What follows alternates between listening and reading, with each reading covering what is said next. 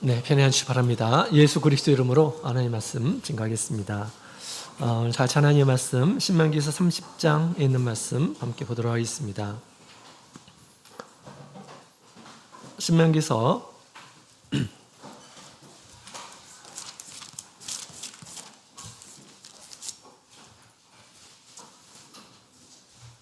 30장 14절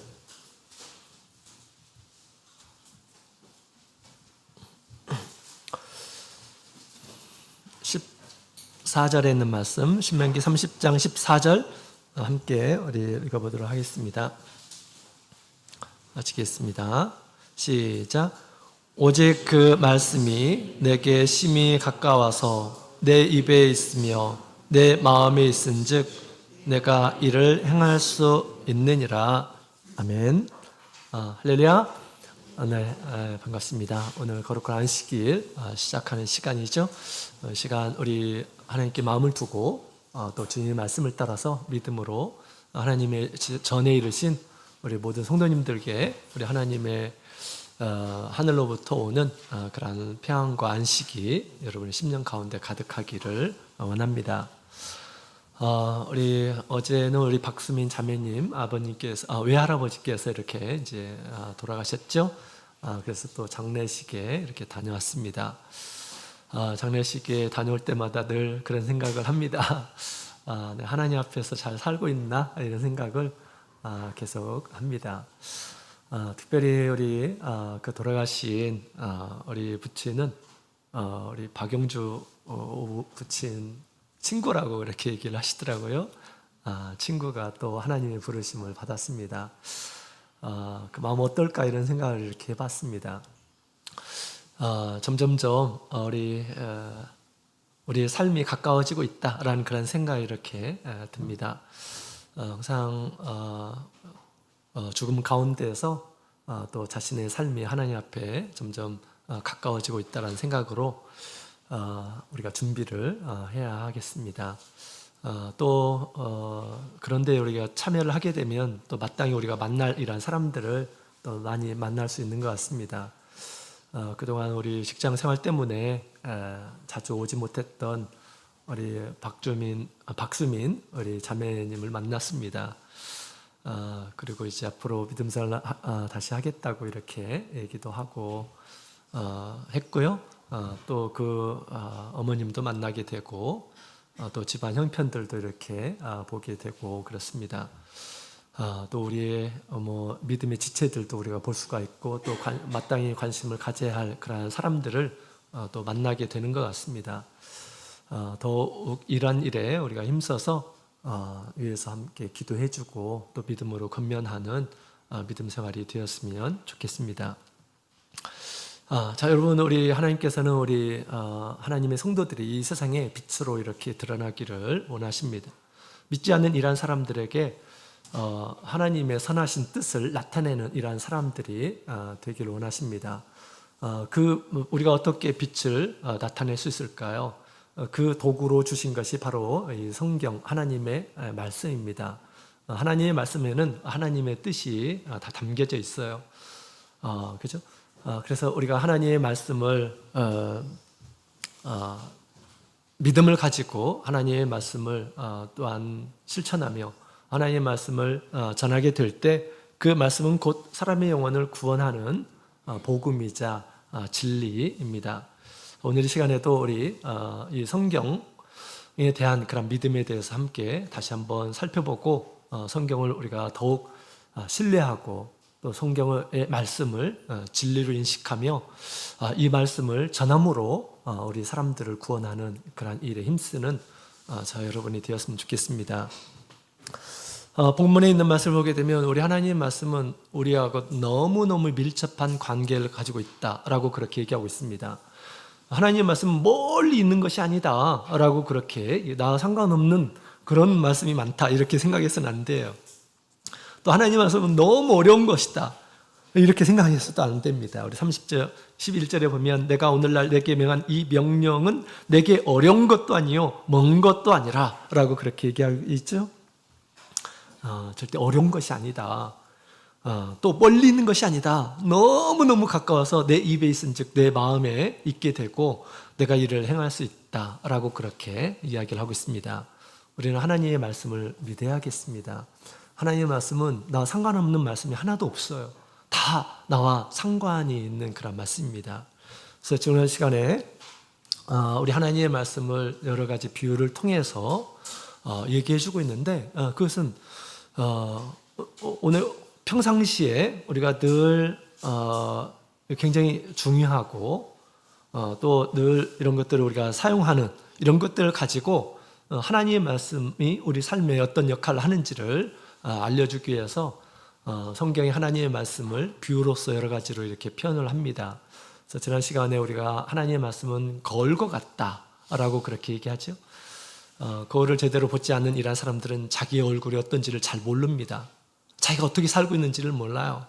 하나님의 말씀을 모르는 이러한 사람들은 자기의 모습을 보지 않고 사는 이러한 사람과 같다라고 그렇게 말할 수가 있다고 하는 것입니다. 또 하나님의 말씀은 등불이에요. 우리의 갈 길을 늘 가르쳐주는 등불이다라고 그렇게 성경은 가르쳐주고 있습니다. 또 불이다. 우리의 불의를 태우는 불이다라고 그렇게 얘기해주고 있고요. 또한 영원한 열매를 맺게 하는 씨앗이다라고 그렇게 성경은 가르쳐주고 있습니다. 이 사람들에게 삶에 있어서 너무너무 필요한 것이잖아요. 그죠? 거울, 씨앗, 이 씨앗, 농부들에게 씨앗. 씨앗으로 인해서 모든 식물을 우리가 섭취하게 되죠. 씨앗과 같다라고 그렇게 얘기합니다. 또 불, 등불과 같다 이렇게 얘기하고 있죠. 어느 날 어떤 사람이 우리 에어프라이기를 이렇게 구입을 했습니다. 그래서 이제 그 에어프라이기가 뭔지 아시죠? 데워 먹는 거죠. 그래서 어느 날 이분이 치킨을 이렇게 데워서 먹기 위해서 치킨을 그 안에다 넣고요. 그 다음에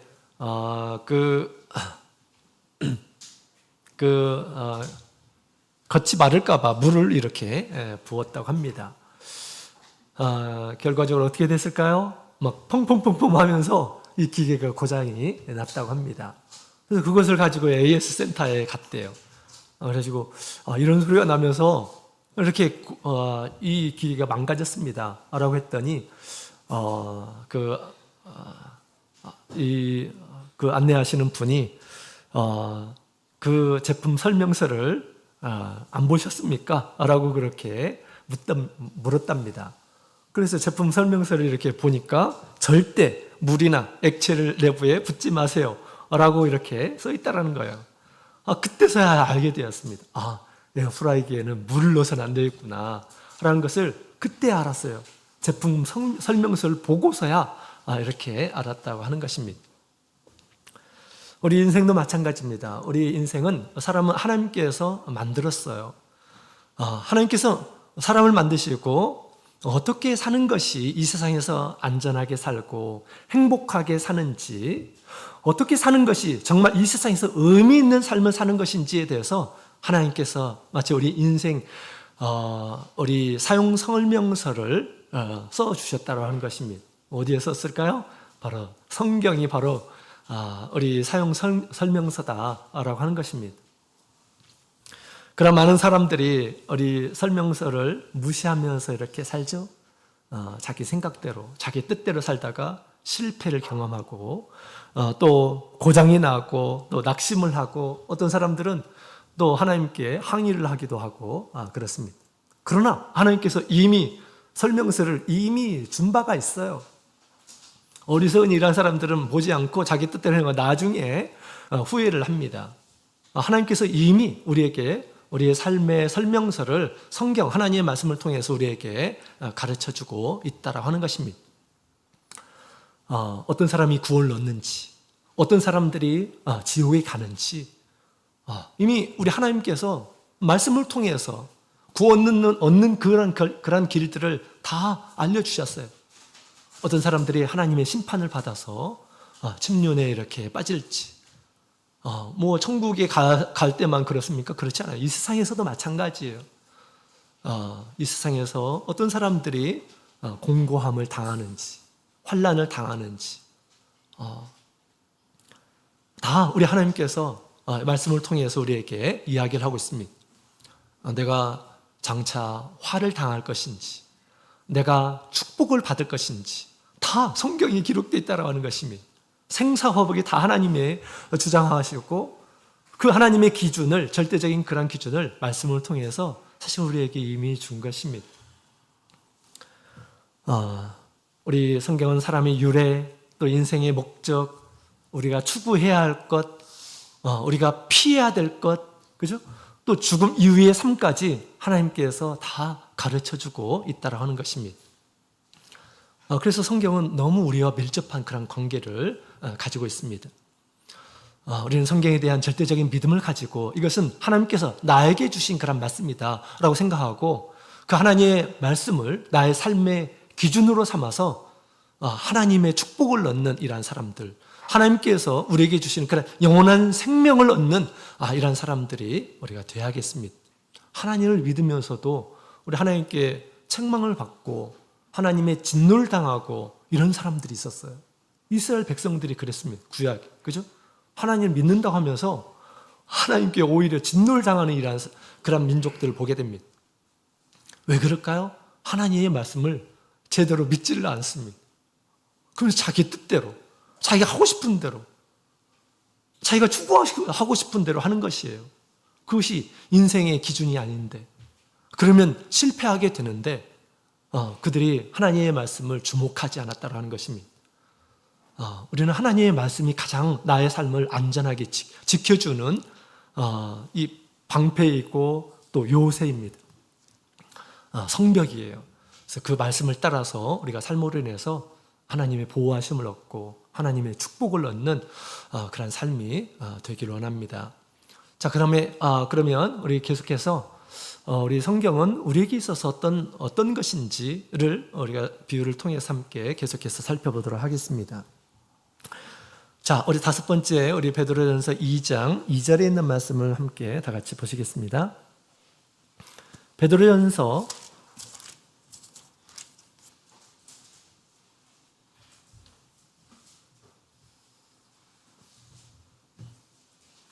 2장 우리 2절에 있는 말씀,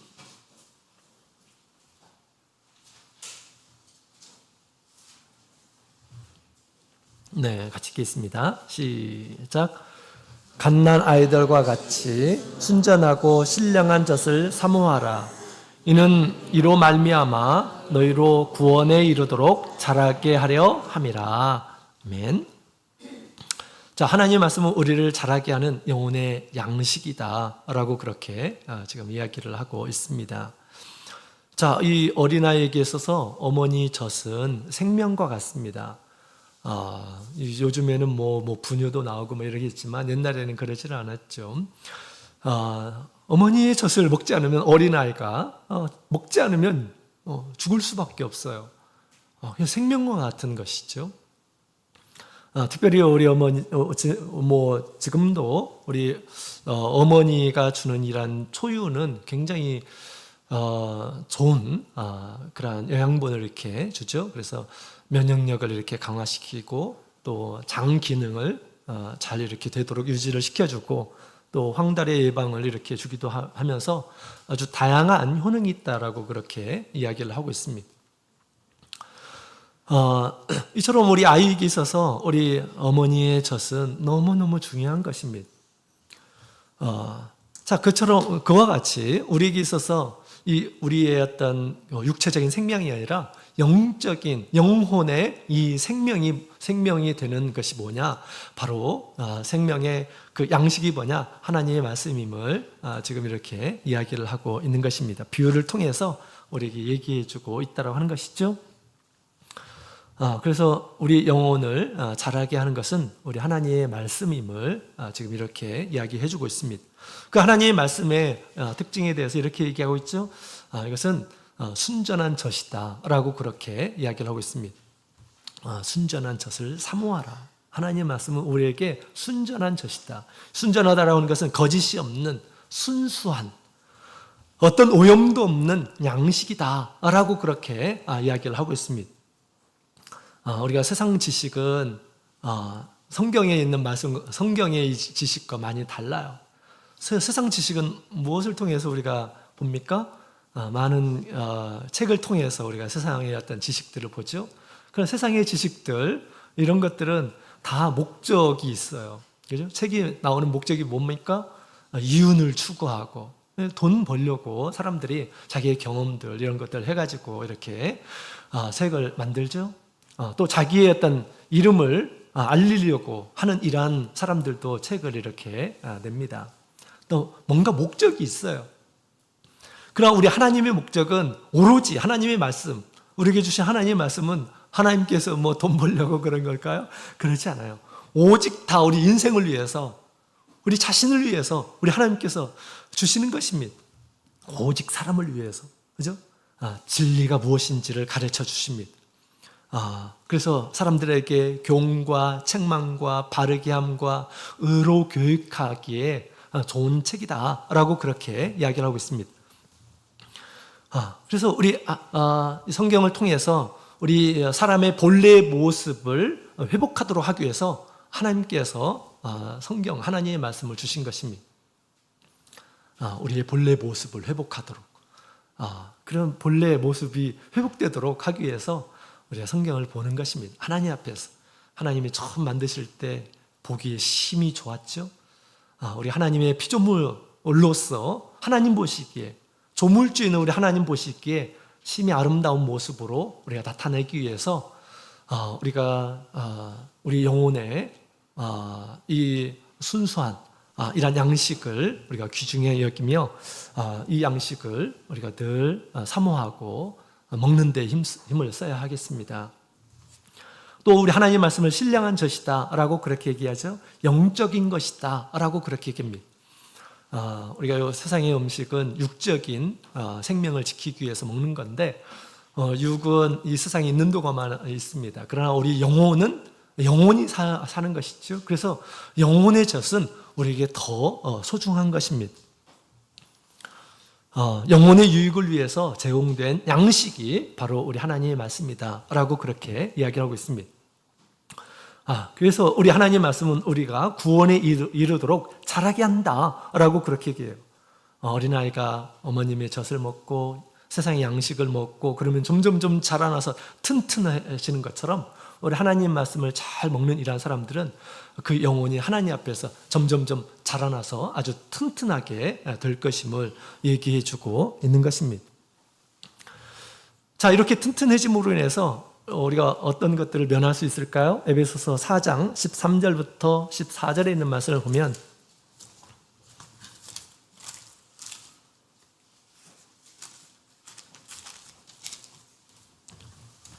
에베소서 4장 13절, 14절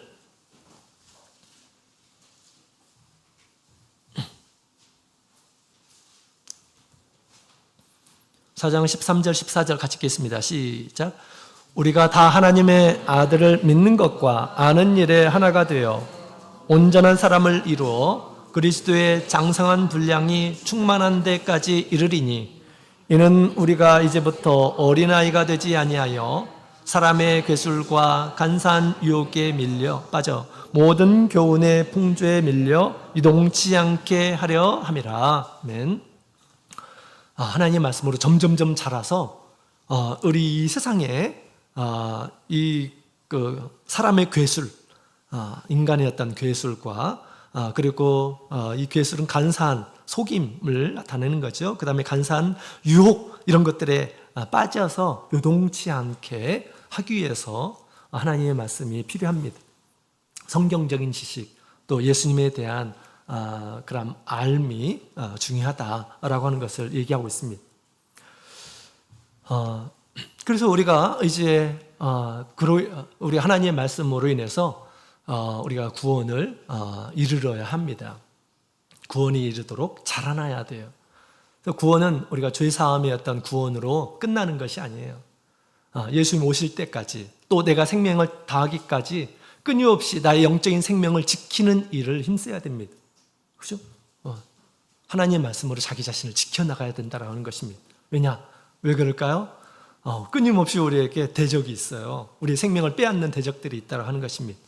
거기 있어서 하나님의 뜻이 무엇인지 정확하게 분별하면서 우리가 하나님의 뜻 안에서 어떤 세상의 어떤 여러 가지 어떤 생각들과 이론, 주장 이런 것들에 대해서 우리가 적절하게 대항해서 하나님 말씀 안에 자기 자신이 거하도록 그렇게 자신을 지켜나가야 된다는 것입니다. 그래서 구원을 이루어야 돼요. 구원을 이루어 나가야 하는 것입니다. 우리가 말세를 살아가게 되면 점점점 하나님의 말씀이 점점점점 사라지는 때를 우리가 살아가고 있습니다. 하나님 말씀이 막 인터넷에 엄청나게 많죠? 맞는 것처럼 보이시죠? 그러나 10년 가운데 하나님의 말씀을 받는 것은 점점 더 사라지고 있다라고 그렇게 이야기를 하고 있습니다. 또 사라지게 하는 존재가 있어요. 그래서 계시록에 있는 말씀을 보게 되면 흰 말이 출현하고 그 다음에 붉은 말이 출현하죠. 그 다음에 무슨 말이 출현합니까? 검은 말이 출현해요. 검은 말이 무슨 역할을 하죠? 양식을 빼앗습니다. 우리 하나님의 백성들은 영적인 양식이 그 영혼의 양식인데 검은 말이 짓밟기 위해서 출현한다라고 하는 것입니다. 사람이 죽는 것은, 우리 하나님의 백성들이 죽는 것은 세상에 양식이 없어서 죽는 것이 아닙니다. 아모스 8장 11절에 있는 말씀을 보게 되면 내가 기근을 땅에 보내리니 양식이 없어 주림이 아니요 물이 없어서 가람이 아니요 여호와의 말씀을 듣지 못한 기갈이라 라고 그렇게 이야기를 하고 있습니다.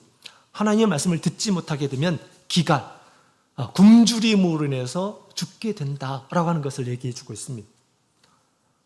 실제로 그렇습니다. 이스라엘 백성들이 애굽에서 나와가지고 왜 광야에서 이렇게 많은 사람들이 죽었습니까? 양식이 없어가지고 이렇게 죽었습니까? 그렇잖아요. 하나님께서 끊임없이 만나를 내려주셨어요. 그 많은 이란 사람들이 왜 광야에서 죽었을까요? 하나님의 말씀을 믿지 못하고 하나님의 말씀을 알지 못해서 그 사람들이 광야에서 죽게 된 것입니다. 결코 먹을 것이 없어가지고 죽은 것이 아니에요. 그죠? 하나님의 말씀을 듣지 않음으로 인해서 죽게 되었다고 하는 것입니다. 그래서 우리 하나님의 말씀은 우리 영혼을 살리는 영양분과 같은, 또 우리의 그 영적인 신앙을 자라나게 하는, 건강하게 하는 그러한 양식입니다. 그래서 늘 우리 예수님께서 늘 하나님 앞에 일용할 양식을 구하도록 기도도 하고 또 스스로 열심히 노력해야 될 것임을 주님께서 말씀하셨어요. 하나님의 말씀은 늘 우리가 양식을 먹듯이, 우리가 세상에 밥을 먹듯이 그와 같이 이렇게 먹어야 되겠습니다. 오늘 제가 고등학교 2학년 때 제가 세례를 받고 성령을 받고 나서 열심히 내 이렇게 살면 안 되겠구나 생각하면서 열심히 밤에 자는 시간 쪼개가지고 열심히 공부를 하면서 그런 생각이 딱 들었어요. 어느 날 내가 이렇게 세상 공부는 열심히 이렇게 하는데 하나님의 말씀을 내가 얼마나 보고 있는가, 하나님 앞에서 나의 모습이 너무 부끄럽더라고요. 세상의 말씀들, 이 세상의 지식들 이런 것들은 다 없어질 것이에요. 그죠? 이 세상도 없어지고 이 세상의 정욕까지 다 사라지는데 하나님의 말씀은 영원히 있다라고 그렇게 성경은 얘기하고 있습니다. 근데 세상 지식은 잠도 안 자면서 막 이렇게 내가 배우고 있는데 하나님의 말씀은 내가 얼마 내가 추구하고 있는가, 노력하고 있는가, 너무 하나님 앞에 부끄러웠습니다. 그래서 오늘부터 내가 성경 한 장 이상씩은 반드시 읽으리라 라고 생각하고 책상 앞에 이렇게 성경을 놓고 늘 성경 읽는 일을 소홀히 알지 않았습니다. 그런 마음을 하나님께서 저에게 이렇게 주셨습니다. 그래서 우리 성도들에게도 다 그런 마음들을 주시리라 그렇게 생각이 됩니다.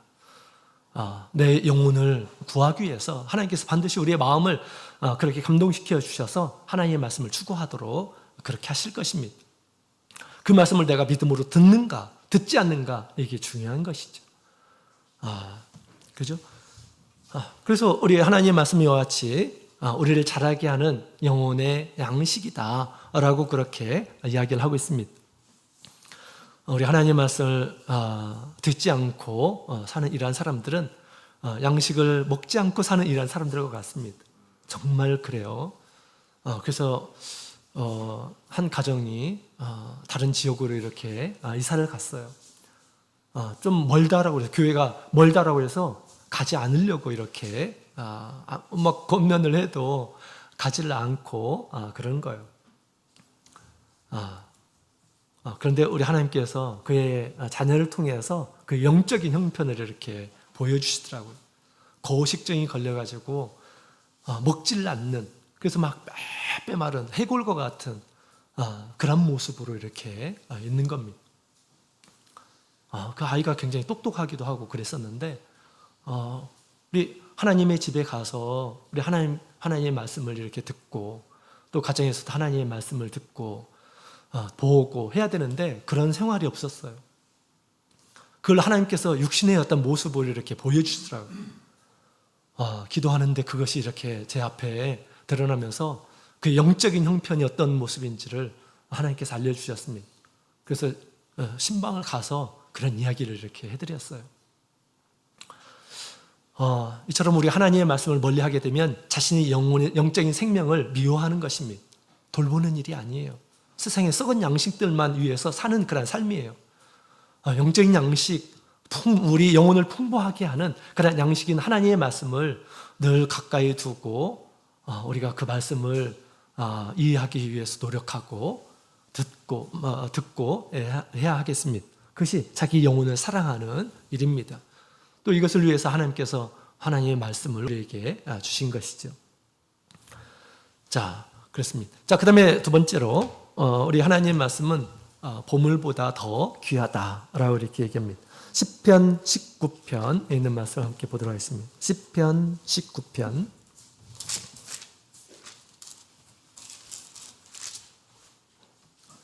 시편 19편 우리 10절에 있는 말씀을 함께 읽어보도록 하겠습니다. 시편 19편 10절 같이 읽겠습니다. 시작. 금 곧 많은 정금보다 더 사모할 것이며 꿀과 송이꿀보다 더 달도다. 이 하나님의 말씀에 대해서 이렇게 지금 얘기를 하고 있습니다. 또 시편 119편 72절에 있는 말씀을 보게 되면 주의 입의 법이 내게는 천천 금은보다 좋으니이다 라고 그렇게 이야기를 하고 있습니다. 우리 하나님의 말씀의 이 가치를 아는 이러한 사람들이 지금 이와 같이 지금 표현하고 있는 것입니다. 천천의 금은보다도 더 귀하다라고 그렇게 얘기하고 있습니다. 이 세상에 많은 그런 순금보다 더 사모할 것이다 라고 그렇게 이야기를 하고 있는데요. 우리가 일반적으로 사람들이 세상에서 금과 은, 보화 이런 것들을 굉장히 좋아합니다. 이것들은 가치가 있어요. 세상에서 이것들을 많이 가지고 있는 이러한 사람들을 부자다라고 그렇게 얘기합니다. 이런 재물들을 많이 가지고 있으면 내가 많은 것들을 더 소유할 수가 있어요. 내가 더 많은 것을 가질 수가 있어요. 그것을 가지고, 그죠? 그것을 이용해서. 또 세상에 있는 많은 것들 내가 누릴 수가 있어요. 이런 재물을 통해서, 그죠? 그래서 사람들이 이런 세상의 어떤 보물들을 쌓기 위해서, 벌기 위해서 많은 노력을 이렇게 하는 것입니다. 그러나 하나님의 말씀은 이보다도 더 귀한 거다라고 그렇게 지금 이야기를 하고 있습니다. 하나님의 말씀, 주님의 법은 세상의 보물보다도 더 좋다라고 그렇게 이야기를 하고 있습니다. 왜 하나님의 말씀은 이 세상의 이러한 이 보물보다 더 귀한 것일까요? 첫 번째로는 우리 세상의 보물은 일시적이지만 하나님의 말씀은 영원하다라고 하는 것입니다. 잠언 23장 4절에 있는 말씀을 보게 되면 재물은 날개를 내어 하늘에 나는 독수리처럼 날아가리니 라고 그렇게 이야기를 하고 있습니다. 재물들이 날아간대요. 그렇습니다. 우리가 재물을 조금 가진 이러한 사람들을 우리가 경험을 다 하시죠? 물론 우리 하나님의 그 뜻 안에 있으리라 그렇게 믿습니다. 버는 것도 어렵지만 또 어떤 때는 보게 되면 정말 쉽게 이 재물이 날아가는 이런 모습들을 이렇게 보게 됩니다. 불치병 한 번 걸리게 되면 뭐 자기가 가지고 있는 모든 돈을 다 내어주어도 고칠 수 없는 그런 상황들이 벌어질 수가 있는 것입니다. 그죠? 이 재물은 영원하지가 않아요. 그러나 우리 하나님의 말씀을 가진 이러한 사람들은 영원한 생명을 약속을 하는 것입니다. 그래서 요한일서 2장 17절에 있는 말씀을 보게 되면 이 세상도 그 정욕도 지나가되 오직 하나님의 뜻을 행하는 이는 영원히 거하느니라 라고 그렇게 이야기를 하고 있습니다. 하나님의 말씀은 영원하기 때문에 그 말씀을 지키는 이러한 사람들, 하나님의 뜻을 행하는 이러한 사람들은 영원히 거한다 라고 그렇게 얘기합니다. 그 말씀을 우리가 추구하고 있는 것이죠. 지금도 그 말씀을 우리가 따라하고 있는 것입니다. 또한 우리 세상의 보물은 영혼을 살릴 수는 없지만 우리 하나님의 말씀은 우리에게 생명을 준다라고 그렇게 이야기를 하고 있습니다. 시편 119편 5절에 있는 말씀을 보게 되면 주님의 말씀이 나를 살리셨나이다 라고 그렇게 이야기합니다. 오늘날 사람을 살리는 것은 무엇입니까? 돈일까요? 그렇잖아요. 우리 영혼을 살리는 것은 무엇입니까? 하나님의 말씀이에요. 주님이 이 세상에 오신 것, 주님을 믿고 주님께서 설립하신 죄사함의 세례를 받는 이러한 사람들은 어떻게 될까요? 그의 영혼이 중생을 하게 된다라고 그렇게 얘기합니다. 그죠? 주님의 말씀을 따라서 열심히 구하는 이러한 사람들에게 하나님께서 우리에게 주시고자 하는 이 좋은 것, 성령을 받는다라고 그렇게 얘기합니다. 주님의 말씀을 믿고 따르는 이러한 사람들에게 주님께서 생명을 주시는 것입니다. 이것은 돈으로 살 수 있는 것이 아니에요. 재물로 살 수 있는 것이 절대 아닙니다. 이것은 무엇입니까? 천국에 들어가기 위해서 반드시 가져야 될 것이에요. 그죠? 천국에 들어가기 위해서. 물과 성령으로 거듭나지 않으면 하나님 나라에 들어갈 수 없느니라 라고 그렇게 이야기하고 있습니다. 우리 행위로 우리가 천국에 들어가는 것이 아니죠. 하나님의 말씀을 지킴으로 인해서, 믿고 지킴으로 인해서 우리 하나님의 나라에 들어가게 되는 것입니다. 그러니 우리가 하나님의 말씀을 더 소중하게 여겨야 하는 것이죠. 또한 우리 세상의 보물은 외적인 만족을 주지만 우리 하나님의 말씀은 내면의 기쁨과 만족을 줍니다. 세상에 아무리 좋은 것이라 하더라도 일시적이에요. 그 기쁨이. 그죠? 배고픈 이러한 사람에게 정말 맛있는 이 뷔페 식당을 데려가면 어찌할 줄 모릅니다. 근데 1시간 지나고 2시간 지나고 3시간 지나면 똑같을까요? 그렇지 않아요. 너무 배가 부르면 보기도 싫어요. 그죠? 그렇습니다. 세상에 주는 이 기쁨의 한계를 우리가 맛볼 수가 있습니다. 이와 달리 우리 하나님 말씀은 내면의 기쁨을 준다라고 그렇게 얘기합니다. 그래서 우리 시인은 주의 말씀은 꿀과 송이꿀보다 더 달도다라고 그렇게 이야기를 하고 있죠. 자, 그래서 우리 살아계신 하나님의 말씀을 가진 자는 진정한 부자입니다. 왜냐하면 하나님의 말씀은 이 세상에 재물보다도 더 귀하기 때문에, 금은 보화보다, 보물보다 더 귀한 것이기 때문에 그 말씀을 가진 이러한 사람들은 진짜 하나님 앞에서 부자임을 얘기하고 있습니다. 그죠? 반면에 하나님 말씀이 없는 이러한 사람들은 어떤 사람일까요? 가난한 이러한 사람으로 하나님 앞에 보일 것입니다. 계시록 3장에 있는 말씀을 보게 되면 라오디게아 교회 성도들은 나름대로 여유롭게 이렇게 살았던 것 같아요. 그래서 우리는 부자다라고 그렇게 얘기합니다. 사는데 뭐 부족함이 없는 이러한 사람들이다라고 그렇게 얘기합니다. 아주 좋은 직장을 가지고 있었던 것 같습니다. 수입이 좋은 그런 사업을 이렇게 하고 있었던 것 같습니다. 우리는 부자다라고 그렇게 얘기를 했어요. 그러나 예수님의 눈에 봤을 때 그들은 어떤 모습이었을까요? 아마 예수님께서 그들의 모습을 알려주셨을 때 아주 충격적이었을 것입니다. 예수님께서는 그들에게 그렇게 말씀을 하시죠. 너희는 예수님의 눈에 보기에는 그들은 곤고한 자이고 또 가련한 자, 불쌍한 자이고 또 가난한 자이고 눈 멀어 있는 자이고 벌거벗은 이란 모습으로 있는 이란 모습으로 우리 예수님의 눈에 보였다라고 하는 것입니다. 아주 불쌍한 이란 거지와 같은 그런 모습으로 이렇게 보였던 것입니다. 왜 그럴까요? 하나님이 주신 그런 보물이 없는 이러한 사람들이었습니다. 세상에서는 남부럽지 않는 그런 삶을 이렇게 살아갔어. 사업도 잘 되고 소유도 많고 아무런 문제 없이. 근데 예수님의 눈에는 그렇게 보였다고 하는 것입니다. 그러면서 예수님께서 권면을 하시죠. 주님께서 내게서 불로 연단한 금을 사서 부유롭게 하라 라고 그렇게 얘기합니다. 예수님께 가서 금을 사야지 진짜 부유한 사람이다 라고 그렇게 얘기합니다. 주님의 말씀을 지금 이렇게 표현한 것이죠. 그 말씀으로 부유로워서 네가 흰 옷을 사서 입고 부끄러움을 면하라 라고 그렇게 주님께서 말씀하셨습니다. 예수님 오실 때 우리가 부끄러움으로 드러난 이러한 사람들은 책망만 받을 것입니다. 예수님 오실 때 우리가 세마포 옷을 입고 주님을 맞이해야 돼요. 선한 행실을 가지고 부끄러운 그런 행실을 가져서는 안 되는 것입니다. 예복을 입어야 돼요. 그 예복은 예수님께서 주신 이 부요를 통해서 살 수 있음을 얘기해 주고 있습니다. 하나님의 말씀을 통해서 우리가 어떻게 살아야 되는지를 보여주고 있는 거죠. 그죠? 이 일에 힘을 쓰지 않는 이러한 사람들은 사실은 가난한 이러한 사람이고요. 부끄러운 이러한 사람입니다. 왜 그럴까요? 그들은 하나님의 말씀처럼 살아가지 않고 자기의 생각대로, 자기의 뜻대로 살아가게 될 뿐입니다.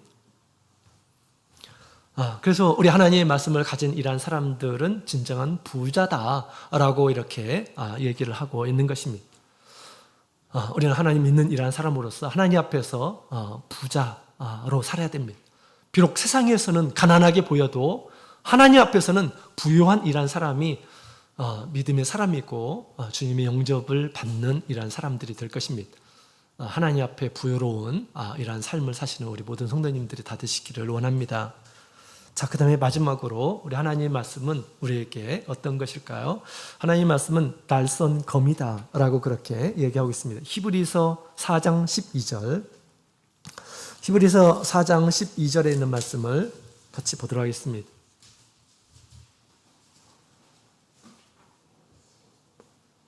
히브리서 4장 12절 함께 읽겠습니다. 시작. 하나님의 말씀은 살았고 운동력이 있어 좌우의 날선 어떤 검보다도 예리하여 혼과 영과 및 관절과 골수를 찔러 쪼개기까지 하며 또 마음의 생각과 뜻을 감찰하나니. 아멘.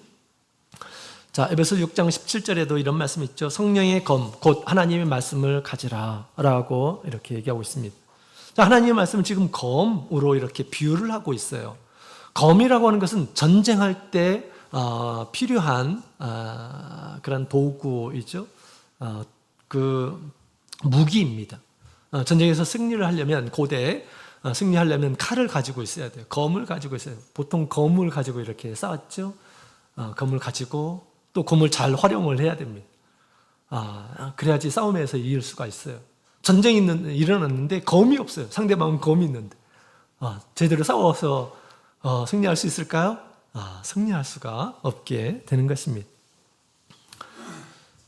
우리 하나님의 말씀은 우리의 대적, 성도들의 대적, 이 사단과 악한 영들과의 싸우는 영적인 전쟁에서 반드시 필요할 것임을 얘기하고 있는 것입니다. 하나님의 말씀은 공격용 무기예요. 사단과 대적할 수 있는 유일한 공격용 무기, 검이다 라고 그렇게 이야기를 하고 있습니다. 왜 하나님의 말씀을 검이라고 이렇게 비유를 한 것일까요? 첫 번째로는 하나님의 말씀은 살아있고 능력이 있기 때문에 그렇습니다. 하나님의 말씀 그 자체가 살아있고요, 또 능력이 있어요. 이 세상을 하나님께서 말씀으로 창조했어요. 말씀의 능력이 위대하죠? 그 말씀을 가지고 있게 되면 이 말씀은 우리 가운데에서 운동력, 에너지, 파워 이런 것들이 이 말씀 가운데 있다라고 그렇게 이야기를 하고 있는 것입니다. 하나님의 말씀은 결코 우리가 죽은 문장에 불과한 것이 아니에요. 믿는 이란 사람들에게 큰 능력, 이게 도구임을 얘기를 하고 있습니다. 마귀를 이길 수 있는 사람이 어디 있어요? 세상에 아무도 없습니다. 우리 머리 꼭대기에 있어요. 우리 일구수일투족을 다 보고 있습니다. 어떻게 마귀를 이길 수가 있습니까? 마귀를 이길 수 있는 사람은 아무도 없습니다. 마귀를 이길 수 있는 유일한 방법이 하나님의 말씀으로 자기 자신을 지키는 것입니다. 하나님의 말씀으로 마귀의 어떤 공격을 차단을 하는 것입니다. 그리고 대적을 하는 것이죠. 말씀에는 능력이 있습니다. 그래서 우리 예수님께서 말씀으로 사단의 유혹을 물리친 것들을 예수님께서 잘 보여주셨죠. 친히 보여주셨어요. 이렇게 마귀는 대항을 해야 된다라고 그렇게 주님께서 보여주신 것이죠. 그래서 우리가 말씀을 소유해야 돼요. 주님의 말씀을 믿음으로 받아들이고 말씀을 소유하는 이란 사람이 되어야 됩니다. 말씀은 남의 것으로 생각해서는 안 돼요. 나의 것으로 삼아야 된다라고 하는 것입니다. 그래서 그것이 나의 칼이 되는 거예요. 나의 무기가 되는 것입니다. 하나님의 말씀이. 그래야지 우리가 마귀와의 어떤 유혹 가운데서 자기 자신을 지킬 수가 있고 또 대항을 해서 이길 수가 있게 되는 것입니다. 또한 이 하나님의 말씀은 마음을 찔러 쪼개고 좌우에 죄와 의를 분별하게 하는 능력이 있음을 얘기하고 있습니다. 여기 있는 말씀을 보게 되면 이제 영과 그죠? 혼과 영과 또 관절과 골수를 찔러 쪼개기까지 한다. 나눈다. 아주 예리하게 나눌 수 있는 그런 도구로 이렇게 지금 소개를 하고 있죠. 그런 것처럼 아주 세밀하게 이렇게 나눌 수 있는 그런 것이 바로 하나님의 말씀인데, 이것은 무엇을 얘기하고 있습니까? 그와 같이 하나님의 말씀은 우리에게 있어서 죄와 의를 아주 가장 정확하게 분별하고 나누어주는 그러한 도구임을 얘기를 하고 있습니다. 그래서 마음을 찔러 쪼개기까지 하는 그러한 도구예요. 그래서 마치 우리 다윗이 범죄를 했을 때 나단이 그 말씀으로 그의 죄를 지적하는 이런 모습을 보게 됩니다. 그죠? 숨은 죄를 일깨우는 그런 역할을 합니다. 은밀한 죄를 드러내고 또 다른 사람이 전혀 알 수 없는 어떤 숨은 동기까지 알게 합니다. 아나니아와 삽비라의 어떤 일들도 우리 하나님께서 이 베드로를 통해서 알게 하셨죠. 말씀으로 지적을 합니다. 그 말씀이 그의 삶을, 그의 어떤 행동을 다 드러내고 있는 것이에요. 그죠? 마음의 중심을 살피게 한다라고 하는 것입니다. 그래서 하나님의 말씀을 소유하는 이러한 사람들은 불의를 행하고 가만히 있을 수가 있을까요? 그렇지 않아요. 하나님의 말씀이 우리의 마음을 비춰주는 것입니다. 쪼개는 거예요. 너 그렇게 살면 안 되지 라고 하나님께서 가르쳐 주시는 것입니다. 그래서 때로는 비수와 같이 나의 어떤 이 불의한 것들, 부끄러운 것들을 다 드러내는 것입니다. 마치 수술을 하는 것처럼 자신의 부끄러움이 다 드러나요. 그죠? 마음을 찔러 쪼개기까지 합니다. 왜 그런 것일까요? 수주를 해주려고 하는 거예요. 내 안에 있는 불의함. 우리 성도 안에, 우리 인간관계 가운데서 우리 주님께서 원수도 미워하지 말라고 그랬는데 우리 성도들 미워하면 어떻게 될까요? 정상적인 신앙이라 한다면, 우리 마음 가운데서 하나님의 말씀을 가지고 있는 이런 사랑을 한다면 마음이 지적을 합니다. 그 말씀에서, 하나님의 말씀이 우리의 마음 가운데서 지적을 하죠. 왜 너 그런 마음을 품냐? 너 그거 올바른 행위가 아니지 않느냐? 그죠? 악한 생각을 하고 뻔히 하나님께서 말씀하셨는데 다른 생각을 갖고, 그러면 그 말씀이 우리의 마음을 비춰줘요. 그리고 우리 양심의 어떤 가책을 이렇게 느끼도록 합니다.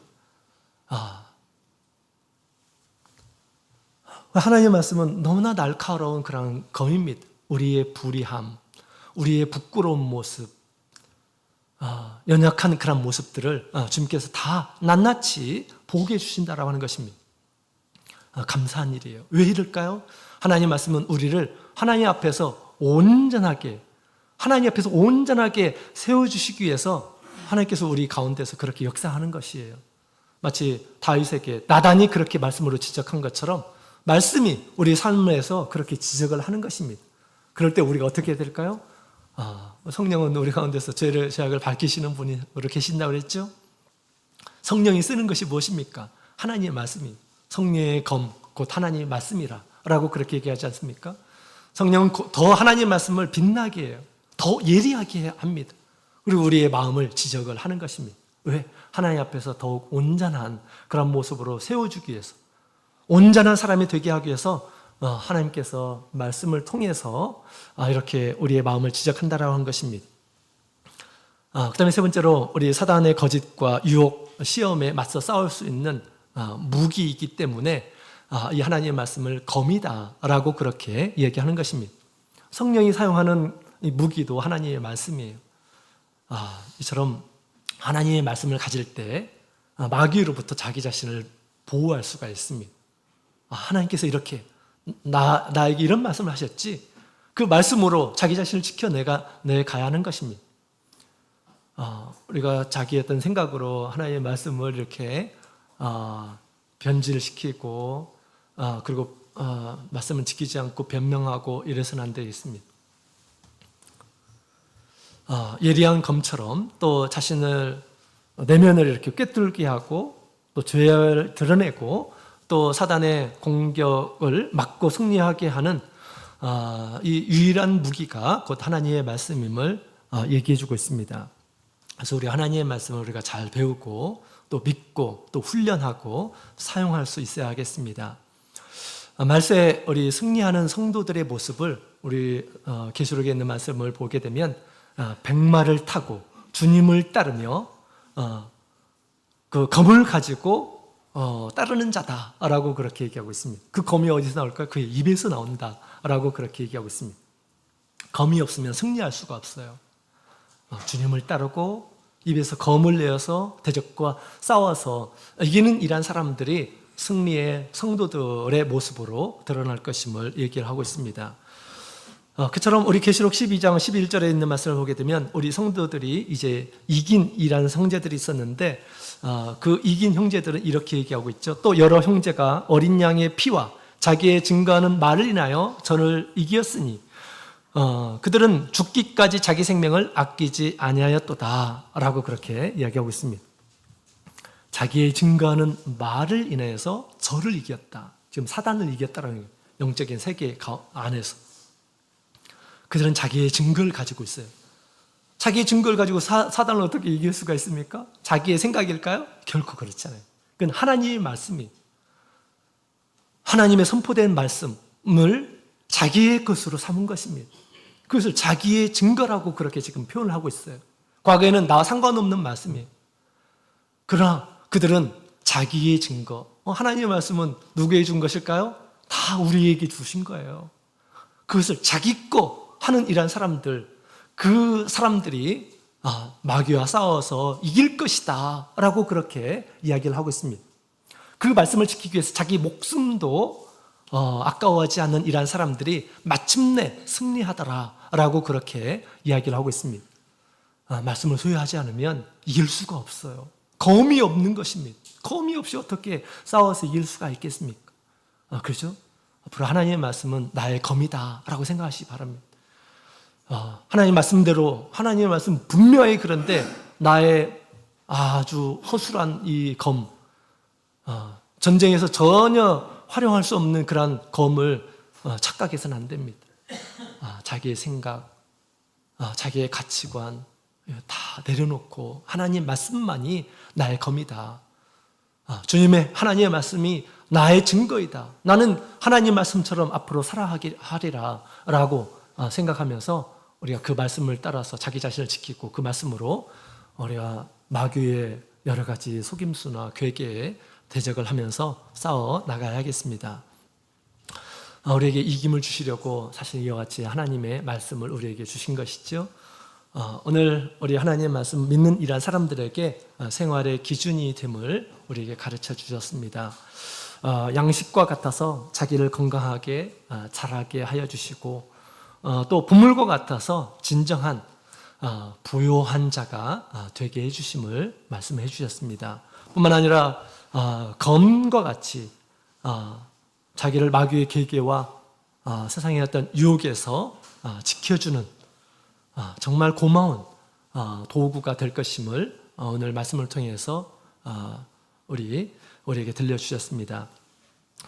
늘 우리 주님의 말씀을 가까이 하고 사모하고 이제 주님의 말씀이 아니라 나의 증거가 되도록 내가 그렇게 살고 또 다른 일한 사람들에게 그 말씀이 나의 증거가 됨을 우리가 나타낼 때 우리가 세상에서 빛과 같이 드러나리라고 그렇게 생각이 됩니다. 주님 앞에서 그와 같은 모습으로 사시는 저 여러분이 되기를 원합니다. 같이 묵도드리겠습니다.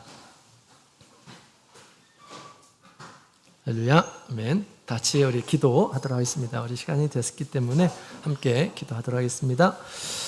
우리 기도하실 때 우리 어제 우리 박수민 자매님